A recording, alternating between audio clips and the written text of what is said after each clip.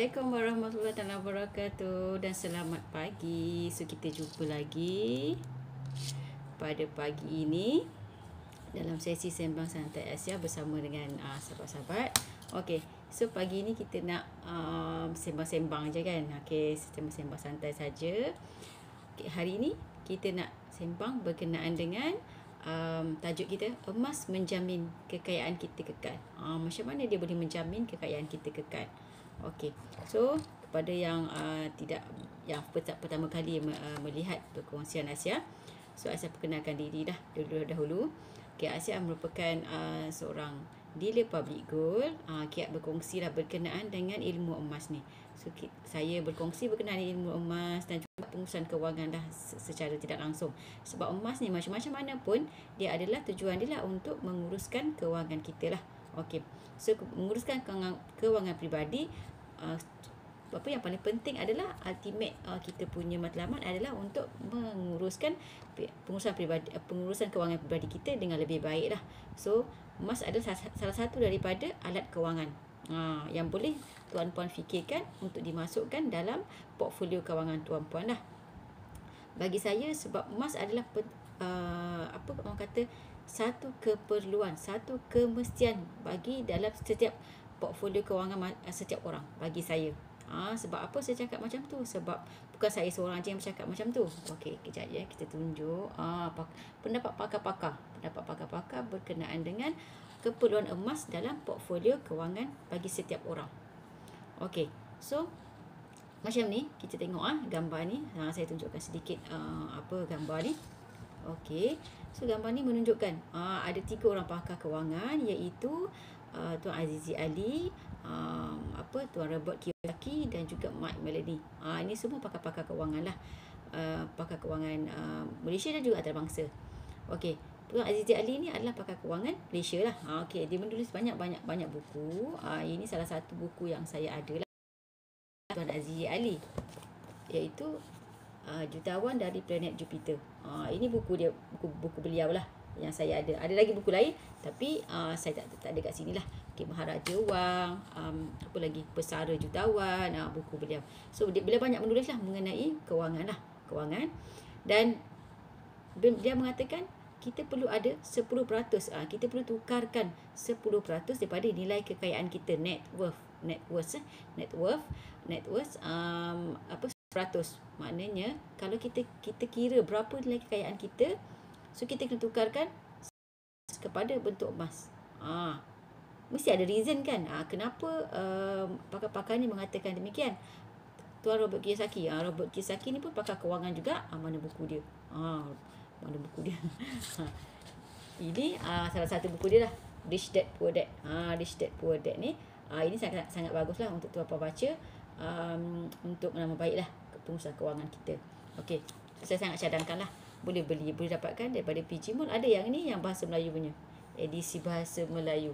Edisi bahasa Melayu. So maknanya kita boleh baca je lah kan. Kalau yang tak berapa nak fasih bahasa Inggeris, baca bahasa Melayu. Sebab banyak dah yang dialih bahasakan oleh PTS International ni. Okey, so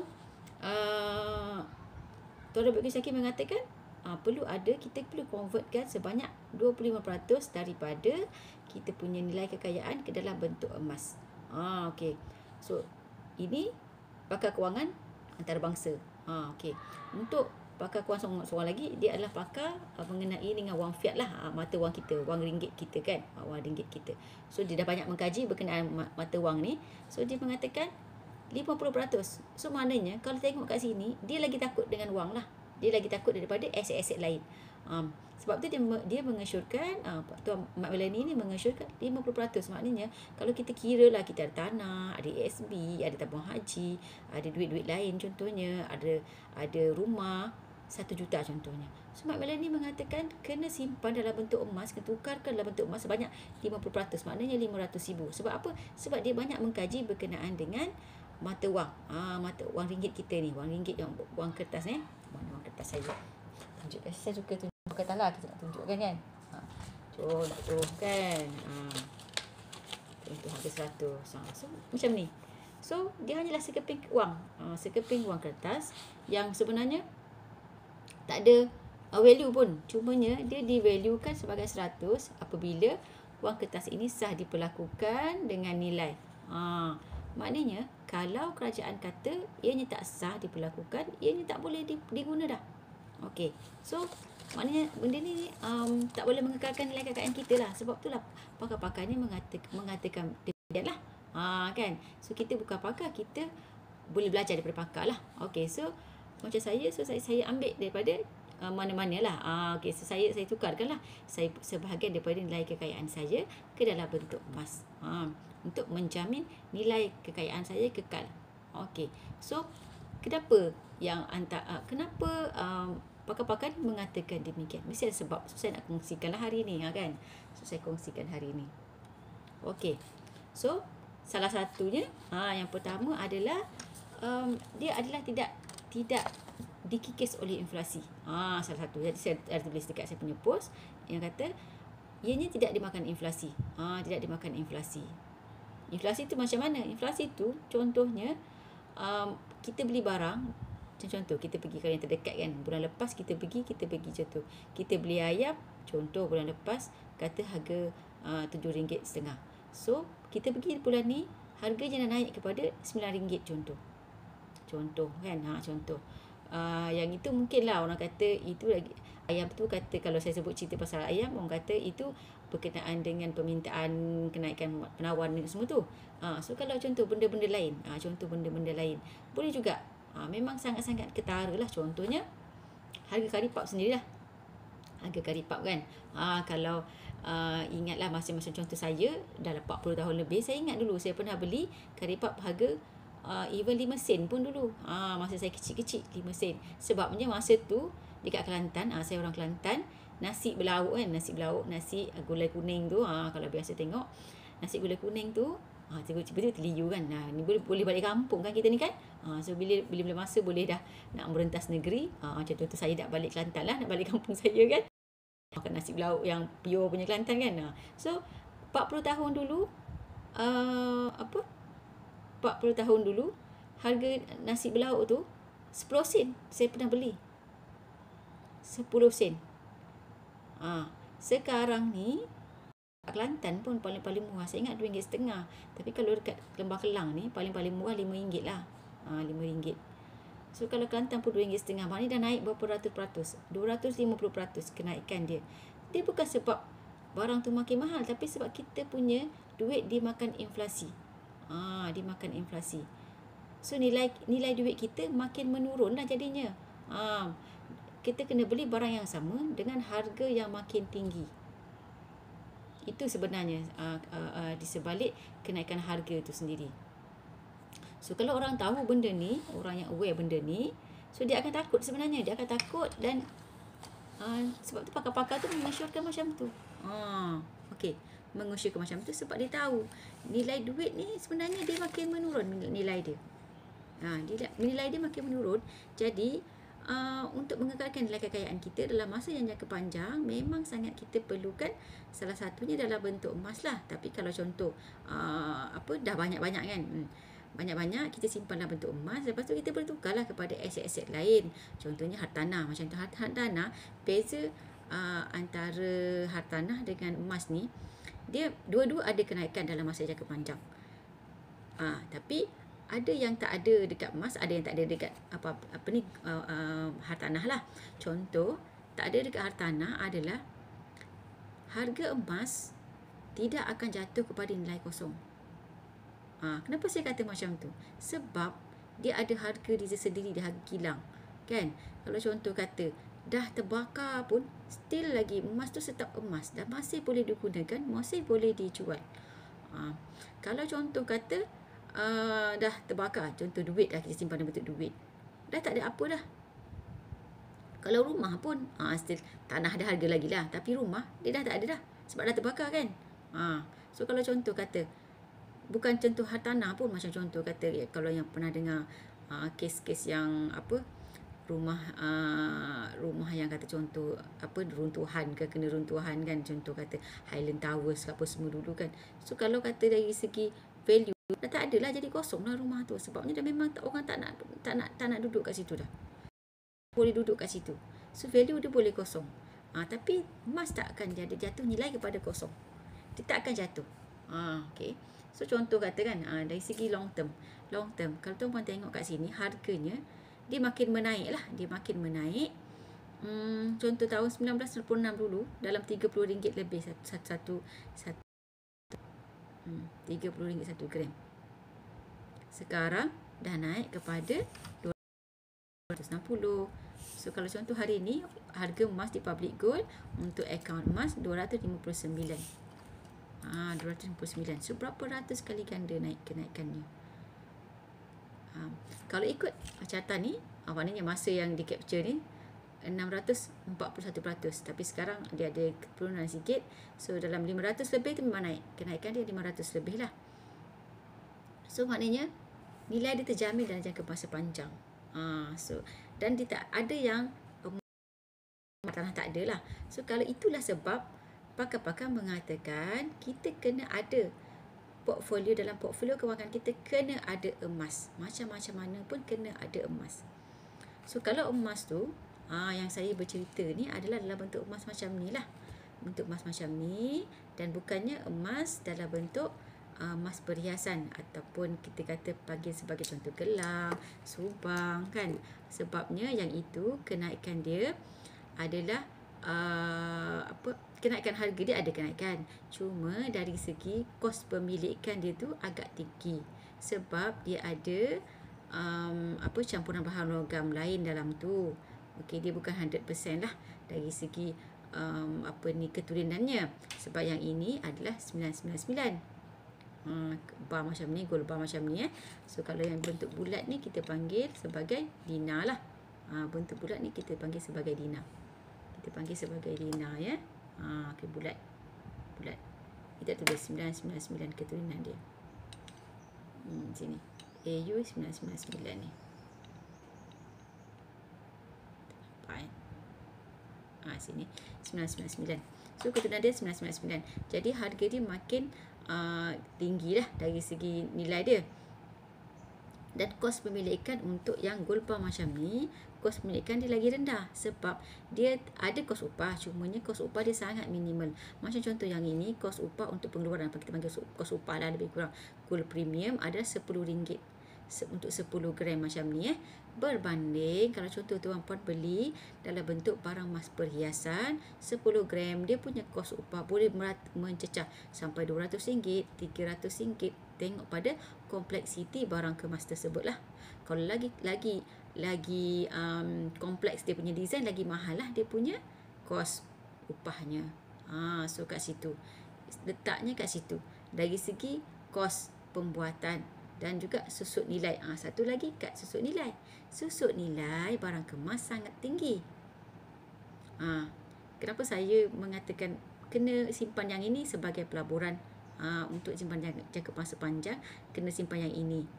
Okay. Kalau nak beli barang kemas untuk pakai, so pakai je, beli je lah untuk pakai kan. Tapi takkanlah kita nak beli 2 kilo untuk pakai kan. So kalau kita ada duit pun, so yang dalam bentuk perhiasan tu cukuplah untuk kita pakai sahaja. Contoh kata ada sepersalinan ke kan, ada persalinan ke, kalau yang macam sangat nak pakai nak tukar-tukar kan. So persalinan dah, bagi saya dah cukup lah. Okey. So susut nilai. Susut nilai tadi saya cakap, susut nilai barang kemas sangat tinggi. Berapa? Dia paling minima pun 15% sehingga boleh pergi sampai 40%. So kalau paling minima harga RM1,000, maknanya kalau contoh kita jual dah susut nilai dia RM150. Campur lagi yang kita rugi dekat kos upah tadi. Contoh kata RM400 contoh. Kita beli harga RM1,000 contoh RM400. So tanpa dengan RM150, so kita rugi kat situ RM550 kalau kita jual yang RM1,000. Sedangkan kalau macam yang ini, dia punya susut nilai dia paling tinggi untuk public gold punya emas lah. Okey, 9%. Maknanya kalau RM1,000, RM90. RM90 dan kos upah tadi RM10. So jadi RM100 sahaja. Berbanding tadi RM500. So mana yang lagi untung kalau kita nak simpan sebagai pelaburan? Sebab kita kan macam contoh tadi saya cakap pasal keuntungan kan. So kita nak keuntungan yang lagi tinggi lah. Mana yang keuntungannya akan menjamin nilai kekayaan kita? Of course yang bentuk macam ni. Okey. So kalau tengok harga ada kenaikan macam ni 600%. Okey. So ini adalah merujuk kepada sebenarnya untuk yang merujuk kepada mas pelaburan lah. Mas pelaburan. Okey. Sebab yang tadi ada banyak kos-kos hidden lain kan. Hidden cost lain. So kita kena kira macam kira macam yang untuk kita perlu kita berfikir untuk sebagai pemilikan untuk jangka masa panjang adalah dalam bentuk mas pelaburan Okey. So tadi kita cakap pasal inflasi dan juga kenaikan harga kan. So kalau contoh yang tadi saya cakap pasal inflasi, kalau tuan pernah dengar berkenaan dengan satu hadis Nabi ni, hadis sahih daripada hadis Bukhari, daripada Bukhari, berkenaan dengan Nabi pernah meminta sahabatnya membeli seekor kambing pada zaman Nabi dululah, 1400 tahun dahulu. So masa tu Nabi pernah meminta sahabatnya membelikan kambing berharga 1 dinar. So maknanya masa tu satu ekor kambing boleh beli dengan 1 dinar. Sekarang pun 1 ekor kambing boleh beli dengan 1 dinar. Kalau yang tak tahu kan, 1 dinar tu berapa harga? Kalau contoh hari ini adalah RM1,100. Of course kan, 1,100 boleh beli seekor kambing. So kalau contoh yang nenek memang berhasrat nak menyimpan duit untuk memberi akikah untuk cucunya contoh. So better tukarkan. Kata contohlah kita kata kita nak ada 5 lah kan contoh. Belilah 5 dinar. Contoh 5 dinar macam ni. Ni 5 dinar tadi lah, 5 dinar ni 5 dinar bawah dia tu. So 5 dinar tukarkan duit kepada 5 dinar. Contoh kalau hari ni 5,500, dalam RM5,550 lah kalau beli cash. Okey, dengan public gold sebab dia punya kos upah pun RM10 1 dinar. So yang dalam ni dalam RM50. So tak jadinya RM5,550. Tukarkan dalam bentuk 5 dinar macam ni. So bila tuan puan pegang ni, nenek-nenek simpan ni 10 tahun lagi ke contohnya baru dapat cucu, contoh macam cucu saya kan. Anak saya baru umur 14 tahun. So kalau saya simpan je yang ini, anak saya 14 tahun kan. So mungkin 10 tahun lagi baru 24 tak kahwin lagi kot. 20 tahun lagi contoh 34. Dah adalah anak 5 kan. Dah kahwin anak 5 contoh. So masa tu saya kata akikah lah semua. 5 so mak sponsor contohnya. Contohlah kan, dua cucu lelaki, 1 cucu perempuan. So kena 5 ekor kan. So 5 ekor, saya bagilah benda ni untuk dia beli 5 ekor kambing. Of course boleh. Sebab 1400 tahun dulu boleh beli 5 ekor kambing dan memang terjamin lagi pun 30 tahun lagi pun kenaikan harga emas akan boleh membeli 5 ekor kambing juga untuk 5 dinar ni. So mana yang lagi secure untuk tuan puan simpan yang menjamin nilai kekayaan tuan puan kekal. Kita tengok tadi kalau kita simpan RM5,550 tu sekarang 20 tahun lagi memang confirm tak boleh beli 5 ekor kambing. Okey. Sebab dulu, yang ini bukanlah, yang ini yang baru. Dulu saya beli, 2014 dulu saya beli 500 lebih je 1 dinar. So kalau 5 dinar ni maknanya 2,000 lebih lah. 2,000, alamak. Contoh kata 2,500. So kalau contoh 500 maknanya 2,500 lah. Saya tak ingat figure dia, exact figure. So saya cuma ingat yang 10 dinar. 10 dinar masa tu saya beli 5,000, betul lah, RM5,590. Ada dia punya, kalau tuan puan nak tengok nak tengok dia punya receipt, boleh saya bagi snapshot receiptnya. 10 dinar so masa tu 550, maknanya yang kalau maknanya yang 5 dinar 2,500 lah. So 2,500 boleh beli 5 ekor kambing masa tu. Kalau sekarang boleh beli berapa? 2 ekor lebih je lah kan. So rugi tak? Tak rugi sebenarnya, tak rugi.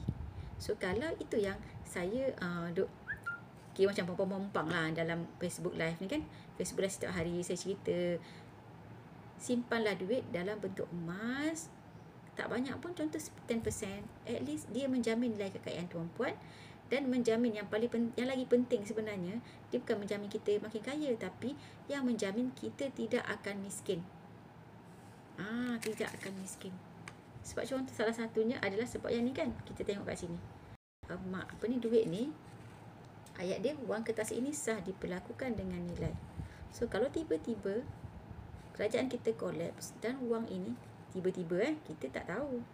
Sebab contohnya pernah berlaku pada masa pemerintahan Jepun di Malaysia dulu, tanah Melayu dulu.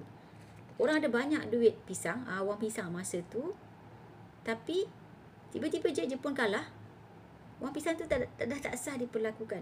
Itu worst case scenario lah.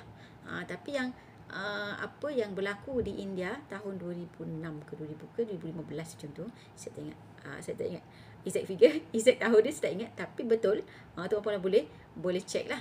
Dia RM500. Dia umumkan pukul 9 malam, pukul 12 malam dah tak sah diperlakukan. Contoh macam ni, macam ni. Tapi duit 100 tak banyak kan. Contohlah duit RM50 lah di kerajaan umum. So kan banyak duit RM50 dalam pasaran. So kalau kerajaan umum pukul 9 malam, pukul 12 malam dah tak sah diperlakukan. So pagi ni kita nak guna duit RM60 dah tak boleh. Kita kena pergi tukar dengan duit baru di bank. Ceritanya macam itulah berlaku di India. Dia umum pukul 9 malam, pukul 12 malam duit tu dah tak sah diperlakukan. Pagi esok ada duit tu tak boleh guna dah. Mana bank buka kan untuk nak tukar kan. So esok dah tak sah berlaku. Tak boleh guna dah. Memang tak nak pergi beli dah tak, orang dah tak terima duit tu. Berlaku di India baru lagi 2015 kalau tak silap saya. RM500. So sangat tak secure sebenarnya. Duit emas, duit ringgit ni sangat tak secure. Sebab itulah tadi yang Mike Maloney tadi kan, pakar kewangan, pakar mata wang sudah tahu selok-belok mata wang ni. Jadi dia sangat takut tu simpan duit dalam bentuk wang ringgit dan juga aset lain lah. Sebab tu dia maknanya contoh dari segi dia cakap maknanya 50% dalam bentuk emas, 50% dalam bentuk lain. Contohnya dalam bentuk wang, dalam bentuk hartanah, saham ke, bentuk lain lah, kripto ke kalau sekarang. 50% je gabungan daripada aset-aset lain. Sedangkan dia minta dalam bentuk emas, kita simpan 50%. Sebabnya dia tahu duit ni tak secure. Boleh jadi macam mata wang pisang dululah. So kalau dalam buku ni Tuan Zulkifli Afiq ada menulis ini kisah 2 kali miskin. Kisah 2 kali miskin ni tuan-puan kalau nak baca buku ni bolehlah dapatkannya banyak dijual lah. Wang pisang pula. Cerita pasal mata wang pisang tu cakap wang pisang, wang emas. Buku wang emas Pertahan Ketiga Gawat ni. Ini kisah 2 kali miskin ni. Tuan Zul ni dia bercerita berkenaan dengan Datuk YB Hussain Musa. Dia menceritakan pengalaman kisah ayah mertua dia. Ayah mertua dia kisah 2 kali miskin. Maknanya dia miskin masa yang bila British kalah, dia miskin sebab masuk macam Jepun masuk kan. So miskin sebab tak boleh nak buat apa. So tak letak sekolah pun. So tapi nenek dia maknanya mak kepada bapa mentua dia tu beri satu keping mata pound sterling. Masa tu dalam bentuk emas lah. Masa tu sebelum 40 lebahan lah kan, 40-an kan masa Jepun kan, sebelum tu maknanya masa tahun 40 lebih tu. So mak dia bagi satu keping mata wang pound sterling yang emas. So dia boleh jual benda tu. Then dia berniaga. Masa Jepun tu dia berniaga. So banyak duit dapat lah. Tapi dia tak ambil lesson learn daripada yang bila mata wang dalam bentuk emas dia boleh jual semula untuk dapat duit. Dia maknanya tak sempat lah ambil benda tu.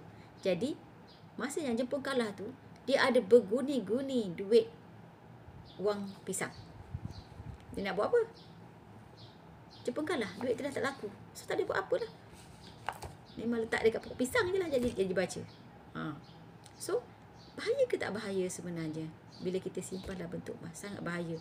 Saya memang boleh kata sekarang tak banyak lah dalam bentuk wang. So saya tukarkan contoh dalam bentuk aset, hartanah untuk saya dapat pendapatan bulanan dan juga emas lah. Dalam bentuk saham pun saya ada sedikit. Tapi siapa tu saya pun takut kan, sebab dia ada risiko kat situ kan. Tapi emas risiko dia zero. Sebab dia tak akan jadi nilai kosong. Even kalau contoh, na'udzubillah min zalik lah kan, kebakaran pun kan ada kebakaran. Contoh. Ni ada apa berita yang pasal kebakaran ni, emas dia dah terbakar pun still benda tu boleh diselamatkan. So, tak perlu risaulah sebenarnya. Cuma dari segi kebakaran, subhanallah tak ada kan. Saya dah buang. Ada. Ni jumpa barang kemas dalam timbunan sisa kebakaran. Still ada lagi. Kalau contoh kita simpan duit masa tu, ada ke tak ada? Of course tak ada. So, mana yang lagi selamat? Memang sangat-sangat selamat kita simpan dalam bentuk duit lah. Sangat selamat kita simpan dalam bentuk duit. Okay, kita kata kalau yang masa ni mungkin kita takutlah kita orang curi kan. Tapi bila kita tahu kat situ ada emas yang kita simpan dalam rumah tu, bila terbakar, mesti kita akan cari. Dan emas tu bukan ni macam boleh terbang macam duit. Dia berat kan. Kalau kat situ maknanya kat situ lah. Jadi kita boleh spot dalam mana sebenarnya. Contoh kita simpan dalam bilik tidur kita kat mana-mana kan. So kita tahu ruangan mana bilik tidur kita. Jadi kita akan terus pergi spot kat situ lah. Bila kita dah tahu benda tu terbakar. Contoh. Jadi lagi selamat lah, lagi secure. Sangat-sangat secure lah. Okey, dia menjamin kekayaan kita dalam bentuk apa pun nanti, kan? Okey. So macam contoh yang saya kata tadi, harta tanah boleh jadi nilai kosong, emas tak akan jadi nilai kosong. Bila macam ni pun dia ada nilai lagi. So kita macam sepatutnya kita sebab itulah saya ni berceritalah kepada ramai orang, share ilmu supaya orang boleh dapat ilmu ni, ilmu yang bagi saya sangat mahal lah. Sebab saya sebelum saya kenal ilmu ni pun saya tak simpan emas. Tapi bila saya dah ada ilmu ni, saya mula menyimpan emas untuk menjamin nilai kekayaan saya supaya ianya kekal lah. Kekal. Macam contoh tadi kita tukarkan, saya tukarkan. Contohlah yang ini 2,500 saya tu jadi yang ni, tapi ni bukan. Yang ni yang baru. So yang ini sebab design ni masa 2014 tak ada lagi. Kalau saya cakap betul kan, orang cakap betul ke kalau orang pergi check kan, bunga yang gambar macam ni tak ada lagi masa tu 2014. Ini yang baru. Saya tak ingat tahu bila saya beli. So kalau contoh tapi maknanya 5 dinar macam ni lah.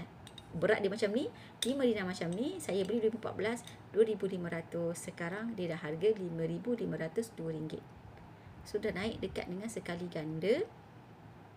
So sangat-sangat sebenarnya kita tukar dalam bentuk emas. Banyaklah dia punya kekayaan kita kekal tu. Satu lagi saya tak sebut tadi tapi ni memang famous lah sebenarnya. Famous sebab apa? Semua orang boleh ada benda ni. Emosi kita terjamin bila kita simpan dalam bentuk macam ni. Sebab kita tak nampak ianya dalam bentuk wang. Kita nampak dalam bentuk gram emas. Yang ni saya nampak 21.25 gram. Ataupun dah jadi 5 dinar macam ni kan. Okay. So saya tak nampak dalam bentuk duit. Jadi emosi saya terjamin. Saya ingat saya nak beli, nak tukar kepada handphone yang lagi mahal. Handphone saya elok je ni. Boleh buat live lagi handphone saya kan. So tak ada masalah. Cumanya hari Sabtu saya pergi tukar bateri dia. Sebab bateri dia macam sekejap sangat dia dah bateri dah kurang. Jadi saya pergi tukar bateri. Baru RM100. 120 saya pergi tukar.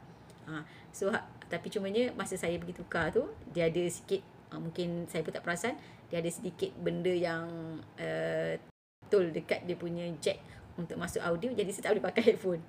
Dia tak dengar. So hari ni saya nak kena pergilah tukar benda tu. Dan maknanya boleh berfungsi. Tapi bila kita ada dalam bentuk RM, mungkin kita kata telefon ni mungkin slow kan. Kita pun tak nak lah. Kita tak nak lah orang kata maintain balik dia punya memori apa semua tu, nak supaya dia lagi laju. Tak. Sebabnya kita ingat kita ada duit dan kita tengok lah model-model terbaru, kita rasa macam cantik model ni contoh kan. So emosi kita tak terjamin bila kita simpan dalam bentuk duit. So dari segi inflasi so macam mana dia boleh jamin? Dari segi dia kalis inflasi, dari segi dia kalis emosi, kan. So dari segi dia punya nilai dia terjamin oleh kerajaan. Maknanya dia tak perlu dijamin oleh siapa-siapa. Sebab dia berdiri atas nilai dia sendiri, atas berat dia sendiri. So tuan-puan bawa lah ke mana-mana pun boleh jual. So tak perlu ada kerajaan kata jamin ni nilai 5 dinar ni boleh jamin 21 gram ni boleh jamin harga RM250 contoh. Tak perlu. Sebab dia berdiri sendiri, dia ada harga dia sendiri ikut dia punya berat. Tuan-puan jual kat mana-mana pun, negara mana pun dia akan terima. Even pengurup wang kan. Kalau contoh, dah banyak kes yang pergi negara yang macam yang macam tak maju sangat. So duit kita tak diterima sebab dia kata siapa negara Malaysia ni, sebab negara dia bukan yang macam maju. So siapa Malaysia ni, dia tak terima duit Malaysia. Bila contoh orang tu pernah tunjuk dia nak tukar emas yang dia beli dengan public gold, so that diterima. So sangat saya jamin mana-mana pun. Okey. So maknanya kalau contoh tuan-puan nak tukarkan emas tuan-puan kepada bentuk emas macam ni, boleh saja hubungi saya melalui nombor yang saya paparkan di bawah lah. Dan satu lagi, sebenarnya kita boleh bermula menyimpan ni serendah RM100. Sangat mudah sekarang. Masa saya 2014 dulu tak boleh. Saya kena beli, contoh kan ini RM2,000, saya kena ada RM2,000 lah baru boleh beli. Sekarang tuan-puan boleh beli bayar angsuran 6 kali, ataupun nak mula dengan 100 dan keep simpan. Bila dah ada contoh jumlah yang cukup untuk keluarkan, boleh keluarkan contoh 10 gram macam ni. Boleh keluarkan tadi 20 gram, 21.25 tu kan. Okey. So memang sangat mudah lah. Okey. So kita jumpa lagi di lain hari untuk lain-lain topik berkenaan dengan emas dan juga ilmu kewangan ya. So jangan lupa, emas ni memang akan boleh menjamin pengurusan kewangan tuan-puan yang lebih baik lah. Of course. Saya jamin. Tuan-puan cuba simpan dan puan-puan akan rasa macam mana emas boleh meningkatkan nilai kekayaan tuan-puan. Okey, so saya sudahi. Assalamualaikum warahmatullahi wabarakatuh.